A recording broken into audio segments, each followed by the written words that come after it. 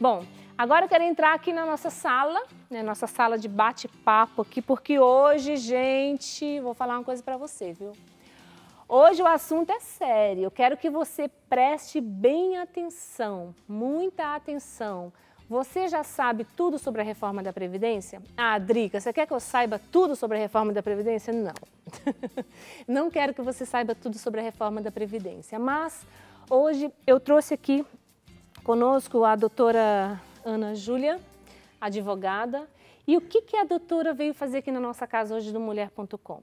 Ela veio nos esclarecer para ficarmos mais tranquilos a respeito do que vai acontecer com a reforma da Previdência no nosso país. Muito boa tarde, doutora. Seja bem-vinda. Obrigada, Drica. Muito obrigada por vir falar conosco sobre esse assunto. Como nós estávamos conversando, hoje nós viemos tentar acalmar um pouco a ansiedade dos brasileiros que estão desesperados por conta de uma suposta reforma da Previdência. É verdade. E assim, a gente vê nos lugares que a gente entra, supermercado, no salão ou numa loja, as pessoas estão tão agitadas, estão tão assim... Ansiosas. A palavra por conta disso, ansiedade. achando que é de todo mal o que está acontecendo. Então, calma, que a doutora Ana Júlia vai explicar direitinho para nós. Isso, né, doutora? Isso. Primeiro porque ainda não aconteceu nada. A PEC, que foi apresentada, é uma proposta à emenda à Constituição, foi apresentada no dia 20 de fevereiro e até agora ela está o quê? Ela está parada, nem chegou na Comissão de Constituição e Justiça, ou seja, ainda falta realmente ser indicado um relator para que dê continuidade à proposta à emenda à Constituição que altera as regras da Previdência. Por ora, as regras continuam as mesmas? Sim. O que mudou? O que mudou foi a ansiedade do brasileiro, a ansiedade do trabalhador que está desesperado. Ele acha que ele precisa aposentar hoje. Isso não é verdade. Por mais que daqui a algum tempo a gente tenha uma reforma da Previdência, que não necessariamente será nesses termos que foram propostas inicialmente, que foi proposta inicialmente. Sim. Ele não precisa aposentar hoje, não vai mudar de hoje para amanhã. Existem regras de transição. Aquelas pessoas que estão próximas a se aposentar, elas não serão altamente prejudicadas. Talvez elas terão que cumprir o quê? Terão que cumprir alguns requisitos, mas para a grande maioria que está o quê? Que já implementou os requisitos, está correndo, batendo, eu brinco que ele está correndo contra o tempo junto ao INSS. Se já implementou os requisitos, agora é momento de aguardar, talvez de aguardar até o melhor momento para a aposentadoria, que pode haver um melhor momento. Não é mesmo? Porque o que acontece? As pessoas ficam assim, talvez, por falta de esclarecimento. Todo mundo tem medo do que não conhece, né, doutora? Com certeza. Então, assim, gente, a gente fez essa pauta aqui no programa para você que nos acompanha, porque sabemos que muitas pessoas estão agora conosco. Então, assim, eu quero que você preste bem atenção nessa conversa. Vamos tentar deixar tudo mais claro possível. A gente até preparou, a nossa produção preparou umas telas para que a doutora vá comentando e, assim, esclarecendo você e você também possa ter algo visual para você ver. Vamos colocar aí a nossa primeira tela a respeito da reforma da Previdência. Olha só, como é hoje, doutor Ana? Hoje nós temos dois tipos de aposentadoria que são as principais. A aposentadoria por idade, que se dá aos 60 anos mulher e aos 65 anos homem, ambos com 15 anos de efetivas contribuições, que nós chamamos de carência mínima. E nós temos as aposentadorias por tempo de contribuição, que muita gente conhece como tempo de serviço, que se dá aos 30 anos de contribuição para a mulher e aos 35 anos para o homem. Porém, elas não necessitam de uma idade mínima. Basta completar o tempo e o segurado da Previdência consegue se aposentar. O objetivo maior dessa reforma da Previdência é acabar com essa aposentadoria. Aquela tela ali, doutora Ana, a idade, né, mínima dos 30 e 35, 30 para mulher e 35 para homem, com o tempo mínimo de contribuição hoje, a pessoa já se aposenta. Exatamente. E depois tem ali idade, pontos e contribuição. Isso aqui será a regra de transição, tá? Isso é como ficará se a proposta for o quê? Se a proposta é emenda passar pelo Congresso Nacional. Hoje, Não precisa de idade mínima. Nada disso. Hoje Bastou ela completar o tempo de contribuição de 30 anos mulher e 35 anos homem, que não há necessidade de ter o quê?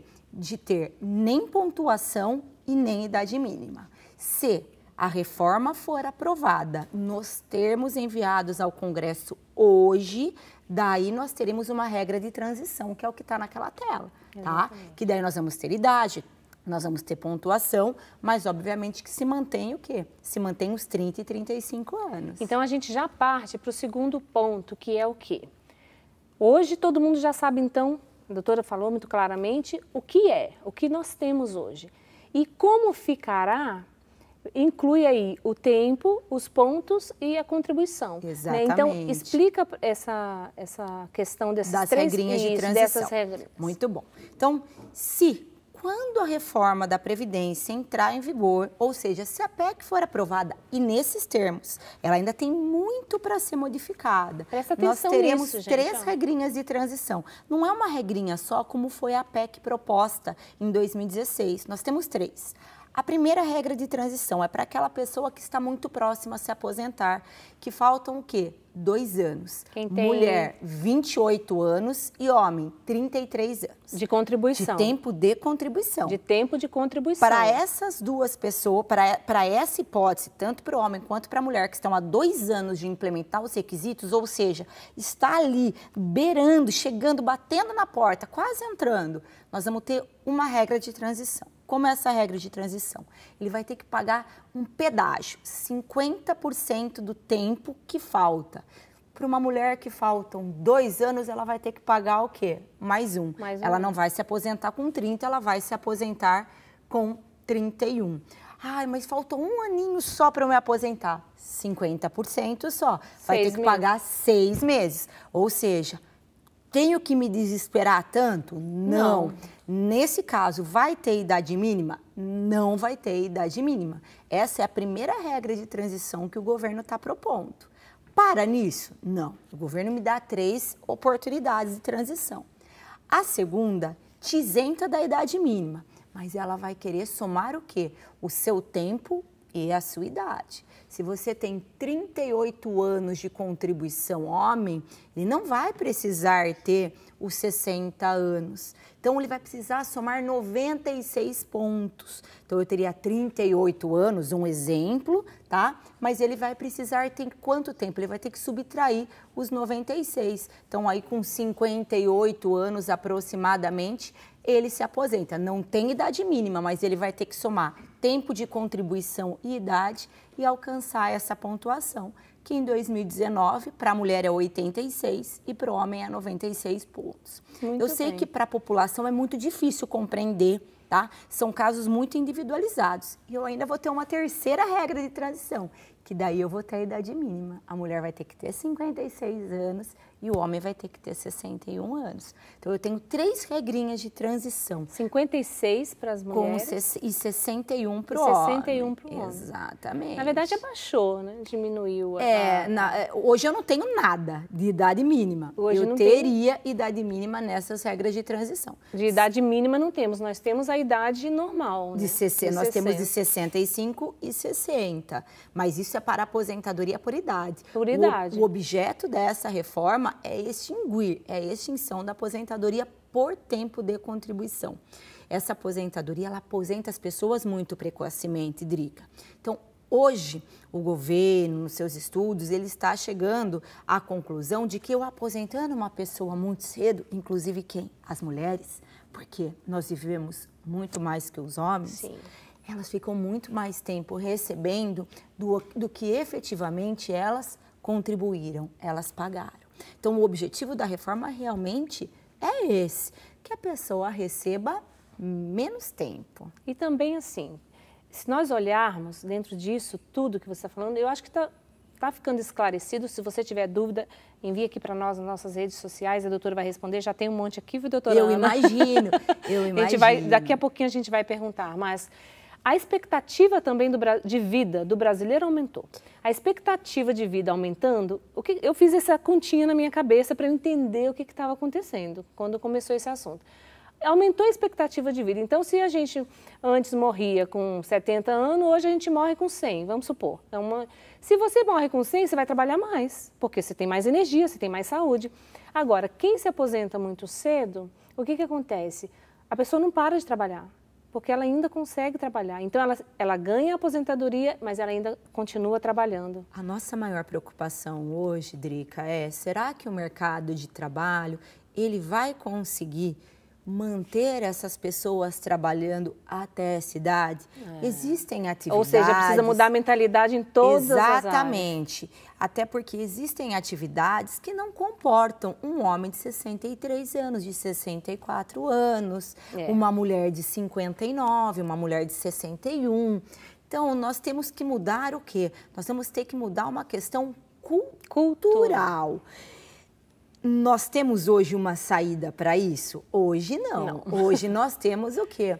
Nós temos que explicar para a população como ficará. Porém, a proposta é essa. O governo, na contramão da reforma da Previdência, ele fez um plus para o empregador que mantém o trabalhador na empresa. Como que você percebe? Como eu percebi isso? Hoje, quando ele manda embora o trabalhador, ele tem que pagar o fundo de garantia, ele tem que pagar a multa dos 40%. Então, como uma forma de manter o trabalhador, ele fala que se ele se aposentar dentro da empresa, ou seja, se eu contrato uma pessoa que está lá há 30 anos comigo, se eu continuar com ela mais uns 6, 7 anos, eu vou estar isento como empregador da multa dos 40%. Então, essa é uma forma de fomentar o mercado de trabalho para a pessoa mais idosa, ou seja, é vantajoso você estar junto. Por quê? Porque se eu te mandar embora, vai ficar mais caro. Então, tem esse ponto também. A reforma da Previdência, a reforma não, vou corrigir. A proposta da emenda constitucional, ela está tentando mudar a cultura também do empregador. Que é importantíssimo. Exatamente. Então, isso é uma forma de fomentar, é uma possibilidade que o governo viu de fomentar a presença do trabalhador mais idoso no mercado de trabalho. Obviamente, nós não temos dados concretos de como isso irá ficar, até porque a reforma da Previdência está parada agora. Eles estão aguardando a entrega do texto dos militares, que até então não foi entregue. Então, a população não precisa ficar desesperada. Calma, gente, calma, que tudo vai se resolver. Nós tivemos um aumento de 30% nos requerimentos de benefício no INSS. Olha isso. Ou seja, as agências estão congestionadas de pessoas que muitas vezes não têm direito e estão tirando o lugar de quem tem por mera especulação. O fato de você ter requerido o benefício e não ter ainda o direito adquirido, não ter completado o tempo, não vai lhe garantir absolutamente nada. Então, a minha dica é que realmente se faça uma análise antes, vê se tem algum período que a gente chama de atividade especial, a população conhece como insalubre, vê se tem um tempo de rural lá atrás, que vai dar para computar, mas não crie pânico. O grande problema é o pânico da população. A Previdência não muda de uma hora para outra. Eu tenho que pensar sempre nas transições. A gente vai falar mais ainda para deixar você ainda mais calmo. Nosso objetivo é esse, que a doutora Ana Júlia veio exatamente para isso, para tirar a sua dúvida e deixar você tranquilo em relação à reforma da Previdência, porque ainda não é momento de pânico. Enquanto isso, daqui a pouquinho a gente vai responder as dúvidas aqui das redes sociais